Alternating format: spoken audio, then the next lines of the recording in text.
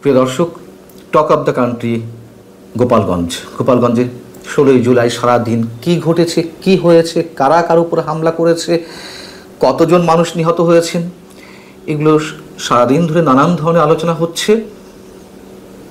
সবচেয়ে স্পর্শকাতর যে বিষয়টি,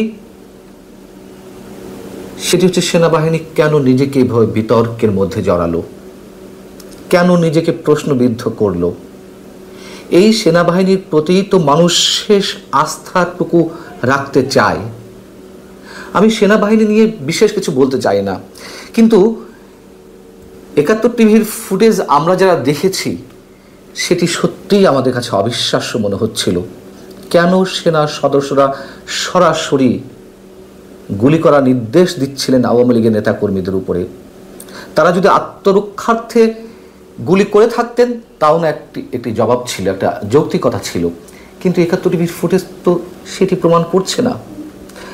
আমি সেনাবাহিনী সম্পর্কে বিশেষ কোনো প্রশ্ন উত্থাপন করতে চাই না, তার কারণ আমি নিজে গত 1 বছর ধরে সেনা প্রধান এবং সেনাবাহিনীর ভাবমূর্তির প্রতি সম্মান রেখে, শ্রদ্ধা রেখে যতটুকু যা বলার চেষ্টা করেছি, অন্তত এইখানে এই মুহূর্তে অন্তত যারা সেনাবাহিনীকে তীব্রভাবে আক্রমণ করেছেন গত 1 বছর ধরে, নোংরা অশ্লীল শব্দ উচ্চারণ করেছেন, সেনাবাহিনীকে বা ক্যান্টনমেন্ট আক্রমণের হুমকি দিয়েছেন, সেনাবাহিনীর ভাবমূর্তি ধুলার সঙ্গে মিশিয়ে দিয়েছেন, তাদের মতো করে কোনো মন্তব্য করতে চাই না। শুধু বিস্মিত হয়েছি, অবাক হয়েছি, প্রশ্ন উঠেছে, সেটুকুই শুধু জানালাম। এবং আরও যে বিস্ময়কর বিষয়টি, সেটি হচ্ছে পুলিশ হেডকোয়ার্টার্সে কন্ট্রোল রুমে স্বরাষ্ট্র উপদেষ্টা এবং স্থানীয় সরকার বিষয়ক উপদেষ্টা, যুব ক্রীড়া মন্ত্রণালয়ের উপদেষ্টা আসিফ মাহমুদ সজীব ভুঁইয়া তারা সরাসরি পর্যবেক্ষণ করছিলেন, নির্দেশনা দিচ্ছিলেন। আচ্ছা, স্বরাষ্ট্র উপদেষ্টা না হয় থাকতে পারেন পুলিশ কন্ট্রোল রুমে, আসিফ মাহমুদ সজীব ভুঁইয়ার কাজ কি? এবং তিনি যে কাজটি করলেন সেটি তো বাংলাদেশের ইতিহাসের রেকর্ড সৃষ্টি করলেন। তিনি যে পুলিশ কন্ট্রোল রুমে বসে নিজে পর্যবেক্ষণ করছেন, এটা তিনি নিজেই জানিয়েছেন তার ফেসবুক পেজে। তিনি কি বলছেন? গোপালগঞ্জে কারফিউ জারি করা হয়েছে, সব আইন শৃঙ্খলা রক্ষাকারী বাহিনীর সদস্য সংখ্যা বাড়ানো হয়েছে, নিষিদ্ধ সংগঠনের সন্ত্রাসীদের ড্যাশ ড্যাশ ভেঙে দেওয়া হবে। আমি মোটামুটি চ্যালেঞ্জ করে বলতে পারি যে স্বাধীনতার পর আজ অবধি বাংলাদেশে তো কম সন্ত্রাসী কর্মকাণ্ড ঘটেনি বা কম অরাজক পরিস্থিতি তৈরি হয়নি।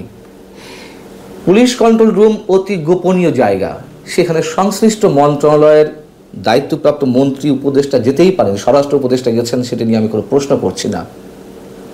সেখানে আইজিপি থেকে শুরু করে পুলিশের ঊর্ধ্বতন কর্মকর্তারা থাকতেই পারেন, সন্ত্রাসী কর্মকাণ্ড কিংবা বিশৃঙ্খলা অবস্থা নিয়ন্ত্রণের জন্য তারা নানান ধরনের নির্দেশনা দিতে পারেন। আসিফ মাহমুদ সজীব ভুঁইয়া তো আর সিনেমা দেখার জন্য সেখানে পর্যবেক্ষণে বসেননি পুলিশ কন্ট্রোল রুমে, নিশ্চয়ই তিনি কোনো না কোনো নির্দেশনা দিচ্ছিলেন।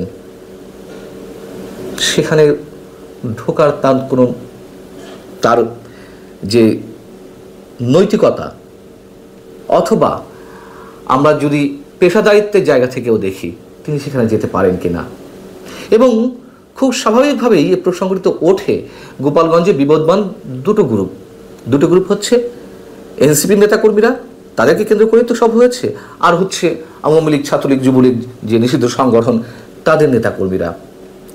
আসিফ মাহমুদ সজীব ভুঁইয়ার পরিচয় অবশ্যই এনসিপি, যদিও তিনি আনুষ্ঠানিকভাবে এনসিপিতে জয়েন করেননি, জয়েন তো করা লাগে না, ছাত্র প্রতিনিধি হিসেবেই তো তিনি উপদেষ্টা পরিষদে রয়েছেন এবং সব ধরনের কার্যক্রম তিনি সরকারের মধ্য থেকেই পরিচালনা করছেন, এটা তো ওপেন সিক্রেট।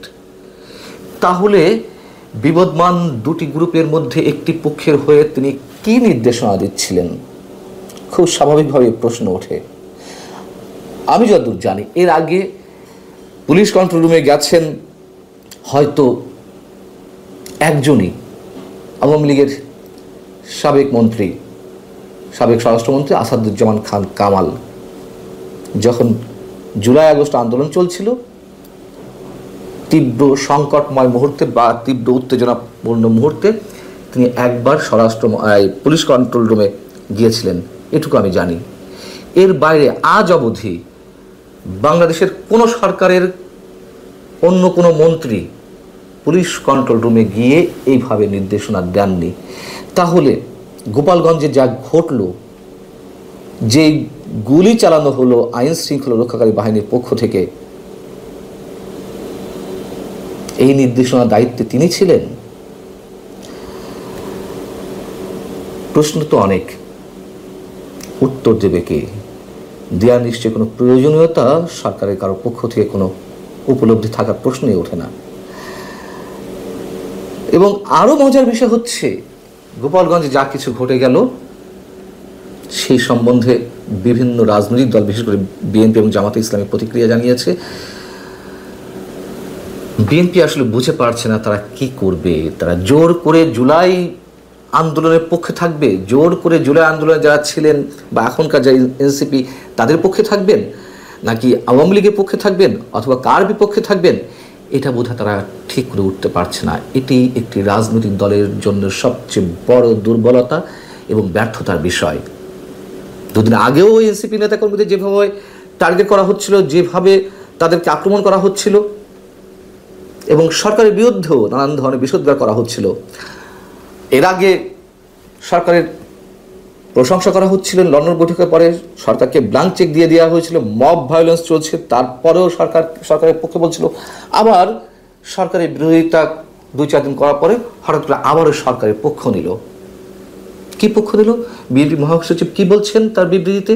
তিনি বলছেন যে আইন শৃঙ্খলা পরিস্থিতির অবনতির কারণে আওয়ামী দোসররা মরণ কামড় দিয়ে সরকারকে বেকায়দায় ফেলার চেষ্টা করছে। এসব দুষ্কৃতকারীদের কঠোর হাতে দমন ছাড়া বিকল্প কোনো পথ নাই।